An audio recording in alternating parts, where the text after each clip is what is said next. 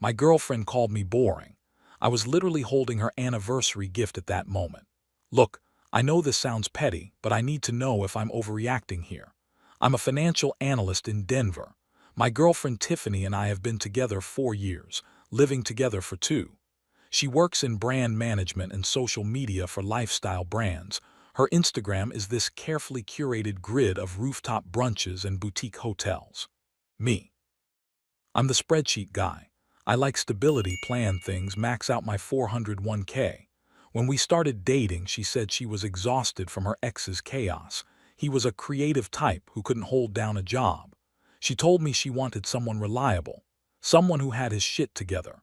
I should have realized then what a red flag it was, going into a new relationship still comparing it to your last one. But for the first 2 years, it worked.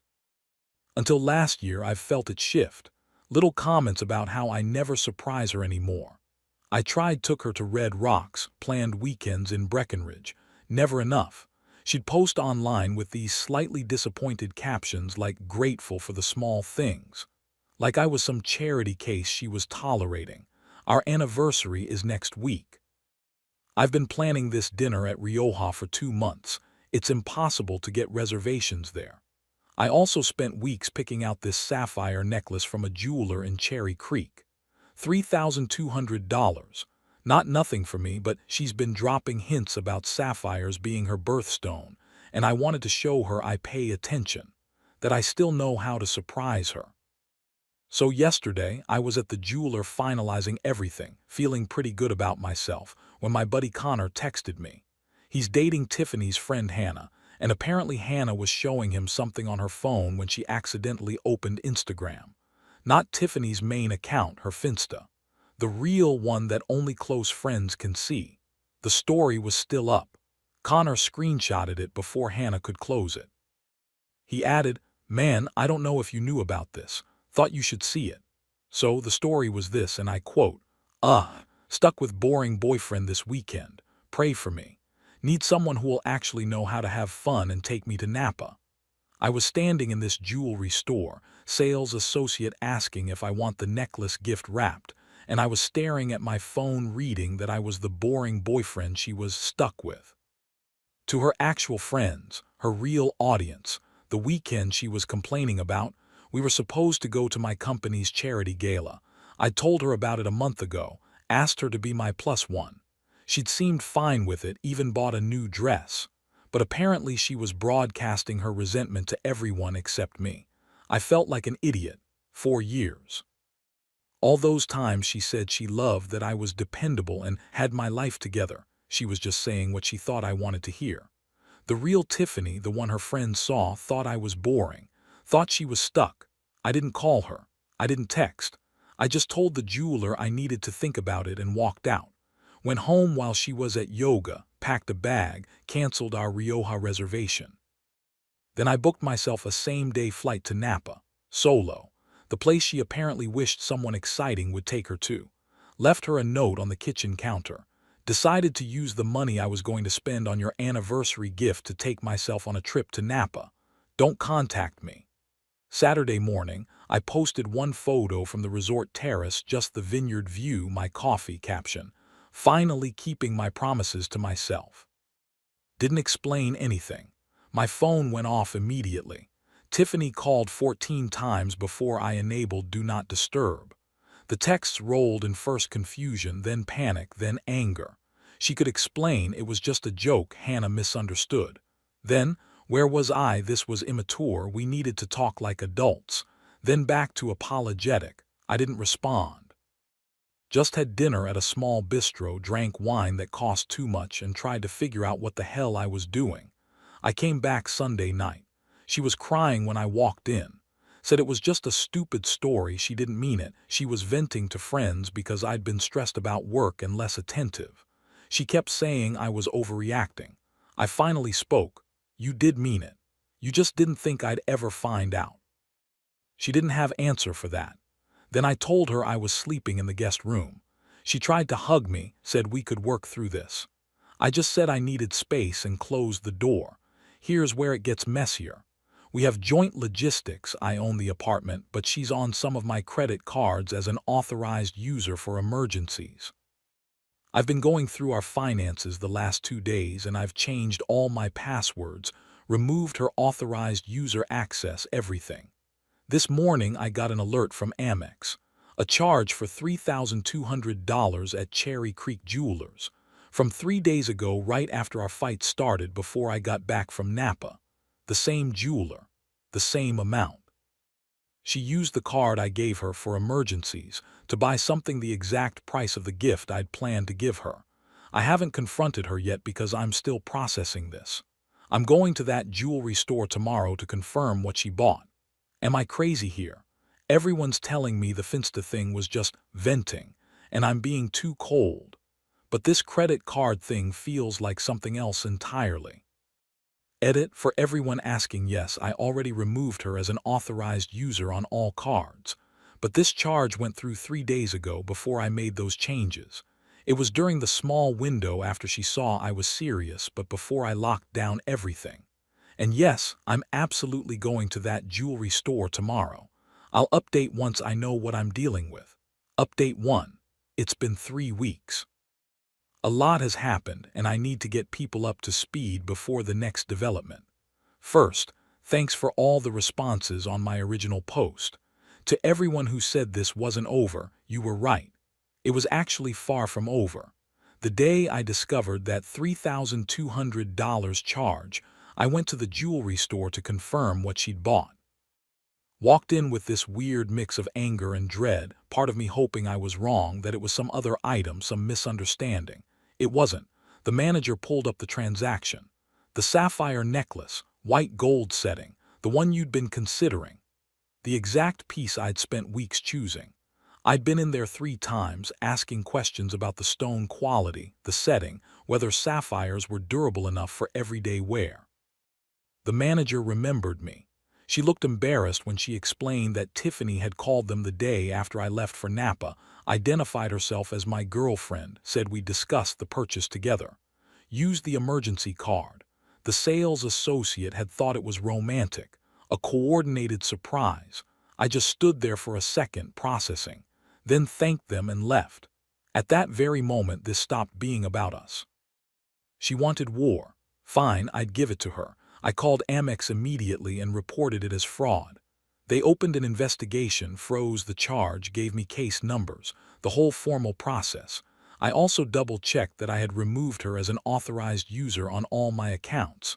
That evening when I got home, we had it out. The necklace box was sitting on the coffee table. She'd arranged it like a centerpiece, like she was proud of it. She tried every excuse. She said she didn't know it was my planned gift, except I'd never mentioned the specific to her, so how did she even know to go to that specific jeweler? She didn't answer.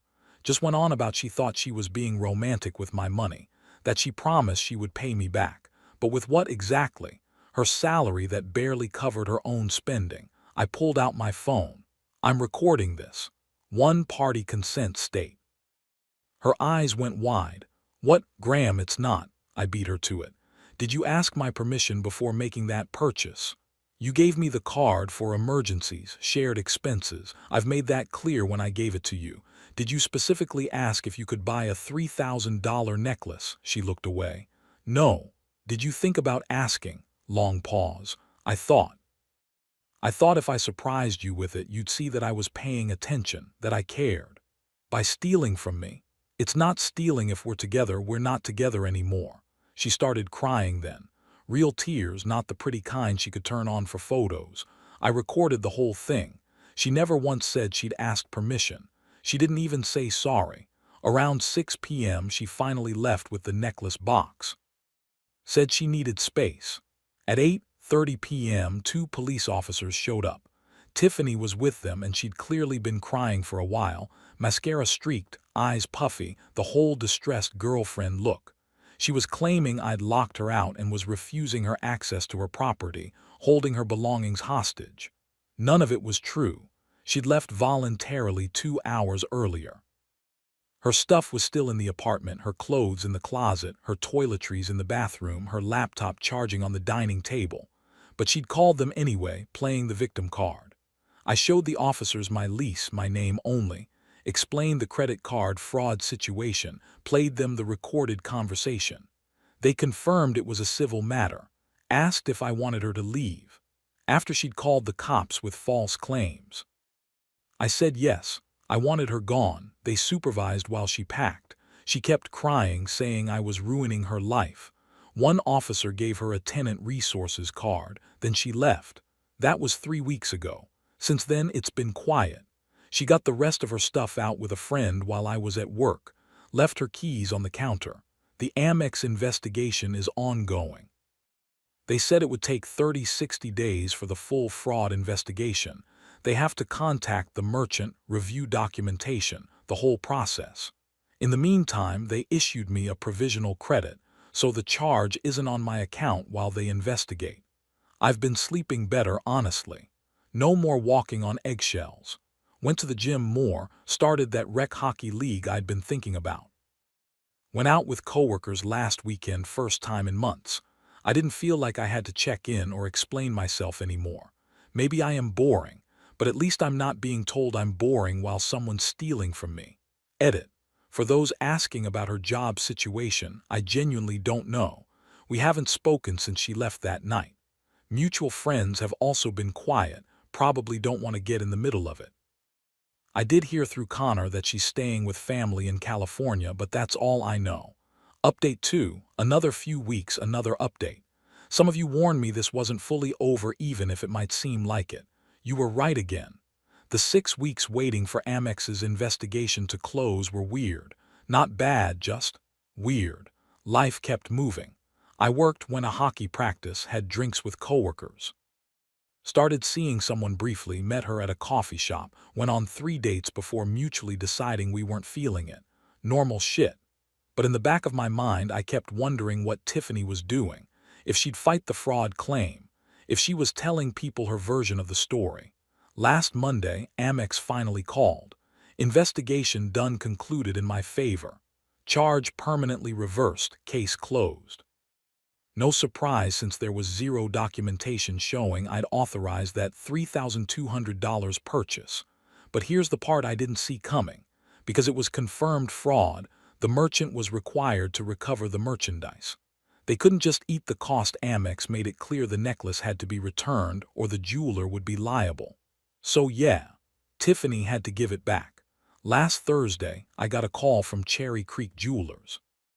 The manager sounded exhausted. They'd been trying to reach Tiffany for weeks about returning the necklace, emails, calls, even messages through the number she'd given them. No response. They'd finally gotten through to her the day before, and she'd agreed to come in Friday afternoon to process the return. But of course there was a but. She was refusing to hand it over unless I was there.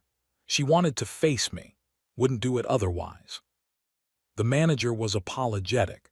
She clearly didn't want to drag me into this, but they needed it closed. Could I please just come? I sat there with my phone for a minute. I didn't want to see Tiffany. Didn't want another confrontation, another guilt trip, another round of her trying to rewrite history. But I also wanted this completely finished. No loose ends. I could do Friday afternoon, I said. What time works for you? So they gave me a time.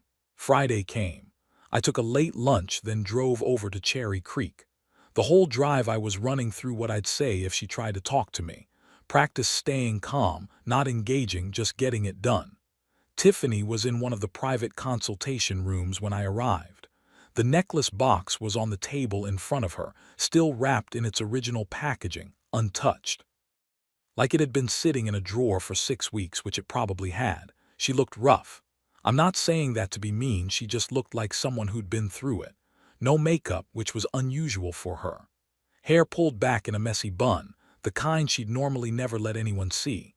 Wearing yoga pants and an oversized sweater that I recognized it was actually mine, one she'd borrowed months ago and never returned. She'd lost weight. Her face looked thinner, hollowed out, dark circles under her eyes. The Instagram version of Tiffany, polished, curated, always camera ready, was completely gone. This was just a tired woman in her late 20s who'd made a series of bad choices and was facing the consequences. The store manager was there, looking uncomfortable. She explained that per Amex's instructions, they needed to process the return and get confirmation. Standard fraud case procedure, but Tiffany had insisted I be present before she'd hand it over. Tiffany looked at me, her eyes were red. "Graham, please, can we talk about this privately for 1 minute?" I shook my head. "No, you wanted me here, so I'm here. Return the necklace. I thought we had something real. I thought 4 years meant something to you." "It did mean something. And then you posted that I was boring and you were stuck with me. Then you spent $3,000 of my money without asking. Then you called the police on me when you didn't like the consequences." Her face crumpled. She picked up the box with shaking hands, opened it. The necklace was still there, nestled in tissue paper, never worn, and pushed it across the table to the manager. "I hope you're happy," she said, her voice breaking. "I'm not happy. I'm just done being your ATM and your consolation prize." The manager took the box, had Tiffany sign some return paperwork. She said she'd notify Amex that the item had been returned and the case could be closed. Tiffany sat there for a moment after everyone was finishing up the paperwork. Then she looked at me one more time. "You know what the worst part is? I actually did love you. I just wanted you to be different than you are. Wanted you to be more exciting, more spontaneous. But you're right, I didn't love the real you. I loved the idea of what you could be if you tried harder." She wiped her eyes. "And that wasn't fair." It was maybe the most honest thing she'd ever said to me. "No," I said. "It wasn't." She left. Didn't look back this time. The manager apologized again for the whole situation. Said I was welcome back anytime, though I told her I probably wouldn't be buying sapphire necklaces anytime soon. She laughed, sad kind of laugh. I drove home. Took the long way, windows down, just processing everything. The apartment's been minerally mine for weeks now. Quiet in a way it hasn't been in years. Her perfume smell is gone from the bathroom. The closet doesn't have her clothes crowding my stuff. The kitchen counter doesn't have her supplements and vitamins taking up space. Just my things arranged how I want them. Not lonely quiet, peaceful quiet. Someone in my last update asked if I felt like I won. I don't think anyone wins in this. She lost her boyfriend, her living situation, possibly her job. I lost 4 years and any faith I had that someone could actually want me for who I am, not who they wish I'd be. But I'm not losing sleep anymore. That has to count for something. Edit. For everyone asking, yes, her job situation is real. I don't know all the details, but apparently her company, mid-size marketing agency, does regular financial screening for employees who handle client accounts and money. A fraud investigation showing up would definitely trigger a review. I'm not happy about her potentially losing her job, but I'm also not going to eat a $3,200 fraudulent charge to save her from consequences of her own actions. Someone asked what I'm doing with myself now. Honestly, same shit as before. Work, gym, occasional happy hour with buddies, thinking about signing up for a rec hockey league. Maybe I am boring, but at least I'm stable boring, not chaotic boring, and I'm good with that. Final update. Didn't think I'd be back, but turns out Tiffany had one more move, and it backfired spectacularly, 6 months out. I took a remote position with a fintech startup in Austin, moved in March. Better weather, lower cost of living. Seeing someone casually met her at a coffee shop. She's a grad student. No social media presence, which is refreshing. Haven't heard from Tiffany since the jewelry store. Mutual friends said she moved back to California, called Denver toxic, needed a fresh start. Fine by me. I didn't care enough to ask for details. I thought she'd finally learned her lesson. Then last week I got a letter from a law firm in LA, thick envelope, professional letterhead. My first thought was lawsuit. I opened it with my stomach in knots. It wasn't. It was an image release request. Turns out Tiffany signed with a digital media agency to produce a mini-series about her journey surviving financial abuse and emotional manipulation. They were calling it part of their Modern Love, Modern Lessons content series. Very authentic, very raw, very monetizable. They needed me to sign a release use of my likeness, first name, our shared history. They were offering $2,500 plus consultation fees if I wanted to give my side on camera. What the hell? Are these people serious? I called the coordinator. She confirmed the whole thing. Tiffany was rebranding herself as a survivor, painting me as the controlling ex who weaponized fraud accusations and used police intimidation when she tried to leave. I asked how they'd fact-checked any of this. We have Tiffany's testimony, her documentation. Did you pull the actual Amex fraud records? Talk to the police. Contact the jewelry store. Silence. Then, we focus on lived experiences. We're not investigative journalism. Right, content, not truth. I hung up. I sent the law firm an email. Permission denied. Any unauthorized use will result in legal action. My lawyer friend confirmed I didn't need to explain further. They called back 2 days later offering $5,000. I told them the truth isn't for sale and hung up. That's when karma decided to make an appearance. Yesterday, Connor sent me a series of texts. Dude, you need to see this. Someone who works at Cherry Creek Jewelers had seen Tiffany posting about her upcoming documentary series on Instagram, promotional content, behind-the-scenes photos, the whole influencer package. This employee remembered the entire fraud situation. She'd been working the day Tiffany had to return the necklace, had processed the paperwork herself, and she was apparently tired of watching Tiffany rewrite history. She posted receipts on Twitter. Not everything, she's not stupid but enough. Screenshots of the Amex fraud case summary with personal info redacted. A photo of the return paperwork with Tiffany's signature.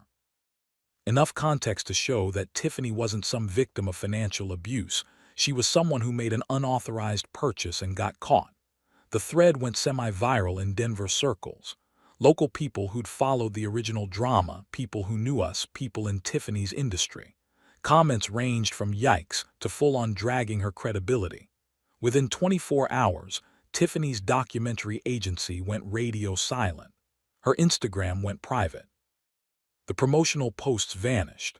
Connor said Hannah told him Tiffany is devastated by the public response and can't believe someone would violate her privacy like that. The irony of complaining about privacy violations while trying to monetize someone else's life story wasn't lost on me. I sent Connor a beer emoji. This morning, drinking coffee on my Austin balcony, I realized she finally made it to Napa. Not with some exciting boyfriend on a romantic getaway, but she got her story, her narrative, her spotlight moment. She just didn't count on the truth being part of it. I'm not angry, not anymore, not even satisfied in that vindictive way, just amused. She spent so much energy rewriting what happened, making herself the hero, and reality caught up anyway. Someone asked in my first post if I ever felt like I was crazy for how I handled things.